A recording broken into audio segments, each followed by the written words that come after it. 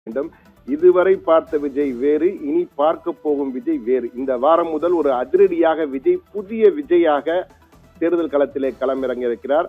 அதாவது அவருடைய election plan தற்போது லீக் அவுட் ஆகி இருக்கிறது. மிக முக்கியமான அவர் எலெக்ஷனுக்காக பல சிறப்பு அதிரடி திட்டங்களை வைத்திருக்கிறார். முதலாவதாக இந்த புதிய கேரவன் ஒன்று தயாராகிறது. ஏற்கனவே இருந்த கேரவன் இந்த கரூர் சம்பவத்திற்கு பிறகு சரியாக இல்லை என்பதால் புதிய கேரவன் தற்போது தயாராகிவிட்டது. அது மட்டுமல்ல, ஒரு சிறப்பு விமானமும் புக் செய்திருக்கிறார்கள்.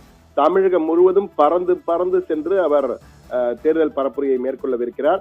அது மட்டுமல்ல, 3 வகையாக இந்த எலெக்ஷன் பிளானை வைத்திருக்கிறார் அவர். ஒன்று தொண்டர்களுக்கு, மற்றொன்று முக்கிய நிர்வாகிகளுக்கு, அடுத்து பொதுமக்களுக்கு என 3 வகையான பிளான்கள். பொதுமக்களுக்கு என்ன செய்ய போகிறார் என்றால் அதிரடியான அறிவிப்புகள், ஒவ்வொரு தொகுதிக்குமான அறிவிப்புகள் மட்டுமல்ல, ஒட்டுமொத்த தமிழகத்திற்குமான அறிவிப்புகள் என்ற வகையிலே பல திட்டங்களை அறிவிக்க, ஒவ்வொரு கூட்டத்திலும் ஒவ்வொரு திட்டங்களை அறிவிக்க இருக்கிறார். அது மட்டுமின்றி தேர்தல் அறிக்கையும் தனியாக ஒன்று வெளியிடுவார்கள். அது மட்டுமின்றி கூடுதலாக ஒவ்வொரு தொகுதியிலும் அவர் பேசும்போது அந்தந்த மாவட்டங்களுக்கான அறிவிப்புகள் என வாக்குறுதிகளை அள்ளி வீசுவதற்கு திட்டமைத்திருக்கிறாராம். அந்த பணியெல்லாம் தற்போது தயாரித்து முடிந்துவிட்டது.